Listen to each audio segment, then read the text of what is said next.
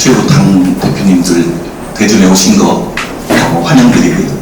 저는 성신당의 그 특성화 상무라고 합니다. 기존 국민의힘 의원께서는 특혜를 받고 있는 것이 아니냐라는 말씀도 하셨는데 그 입장에 대해서는 어떻게 생각을 하십니까? 이제 그런 입장에 대해서 저희가 표명할 수 있는 게 없는 거죠. 저희들도 어떻게 보면은 소상공인으로 시작이 돼서 68년 동안 나눔을 실천해가면서 이렇게 성장을 했던 거이기 때문에 생각을 하는 이해관계에서 좀 차이가 있지 않나라는 생각을 하고 있습니다. 갑자기 이렇게 4억 정도 올리라고 하신 건가요? 매출 기준으로 봤을 때는 지금 코레일에서 말씀하시는 게 맞기는 합니다.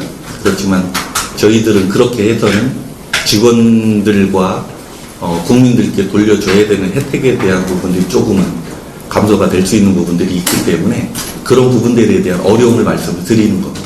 생각하시기에 이제 성심당뿐만 아니라 이 역사 내에 있는 또 다른 소상공인들도 이러한 어떤 불편함을 겪는다고 생각하시나요? 갑을 관계를 떠나서 이게 기관에서는 기준이라는 게 있어서 행정 업무를 하는 담당하시는 분들이나 기관의 입장은 충분히 하지만 지역 기반을 두고 있는 향토 기업들의 어떠한 활성화, 요즘 뭐 지방 소멸도시의 시대 이야기하면서 인구가 감소되고 여러 가지 이런 이야기들을 많이 하지 않습니까? 그럴 때 그 로컬 기업으로서 그만큼 역할을 함에 있어서의 어떠한 도움이나 이런 부분들은 좋은 오래된 향토 기업이나 노포 기업들에게는 좀 그런 부분들은 더 정부에서도 조금은 혜택과 기회는 줘야 되지 않나라는 생각을 하고 있습니다. 제 개인적인 생각입니다. 처음에 입점하실 때도 시에서 요청하셔서 오신 거죠?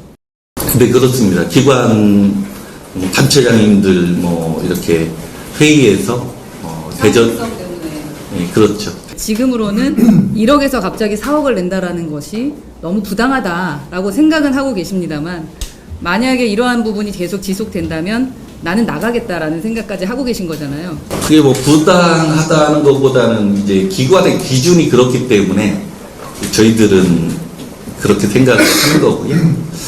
어떻게 보면은 서로 함께 철도와 성심당은 대전을 위해서 상생하기를 희망합니다.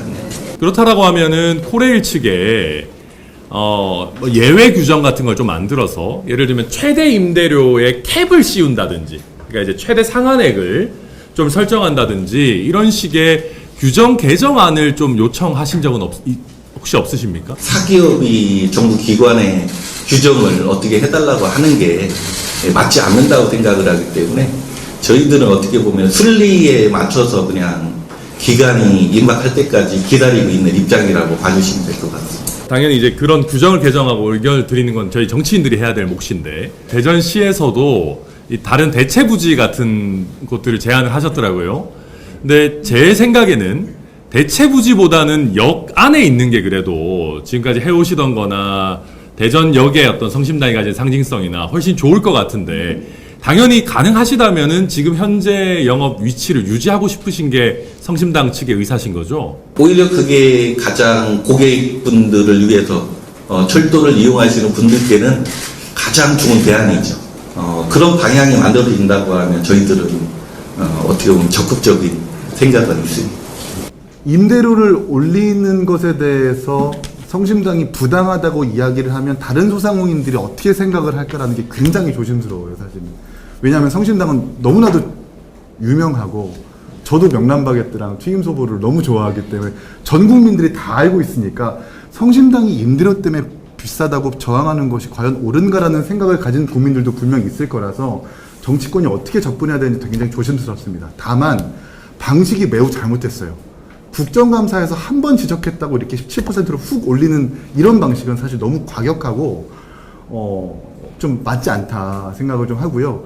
저는 한 가지 여쭤보고 싶은 건 지금 5%의 수수료를 지금 고수하고 있는데 이런 것들을 약간 좀 합의하는 선에서 바꿀 의향이 있으신 건지 그 정도만 되더라도 사실은 코레일 측과 충분히 이야기할 수 있는 여지는 더 열린다고 생각을 하거든요.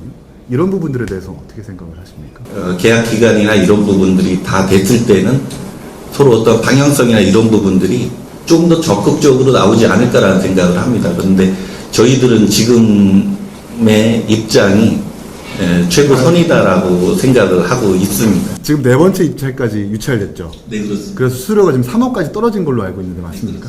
그럼 여섯 번째까지는 일단 유찰해 보시고 그 다음에 이제 어떠한 입장 변화가 있을 것이라는 걸 검토해 보시겠다 이렇게 말씀하시는 거네요. 그 입찰 기준 6차까지는 돼 있지만 그 이후에는 서로 어떠한 또 다른 절충점은 서로 찾아야 되지 않을까라는. 관계의 문제라기보다 결국은 계약의 문제로 접근을 하셔야 될 것 같고, 계약을 하실 때 사기업인이 그렇게 할 수 없다 이렇게만 생각하지 마시고, 대전에서 성심당의 입지가 있고 또 지금까지 해온 또 기여가 있었기 때문에 거기에 대해서 계약 관계를 확실히 정리를 하시고, 앞으로 뭐 인상률에 대해서 아니면 재계약할 때 뭐 이걸 다시 낮추는 방안이나 아니면 주변 상권과의 형평성, 그리고 앞으로 인상 폭이라든지 인상 금액에 대한 것을 이번 협상에서 재정립하시는 게 사실은 양쪽에 가장 발전적이지 않을까 하는 생각은 들고요.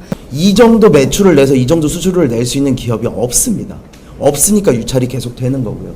그렇다면 이 부분은 성심당이 가진 브랜드 파워가 있기 때문에 저는 성심당이라는 이 대전을 상징하는 어떠한 그 빵집이 대전역에 위치하는 것 자체로 코레일을 비롯해서 대전시도 가져가는 브랜드 가치가 있다고 생각합니다.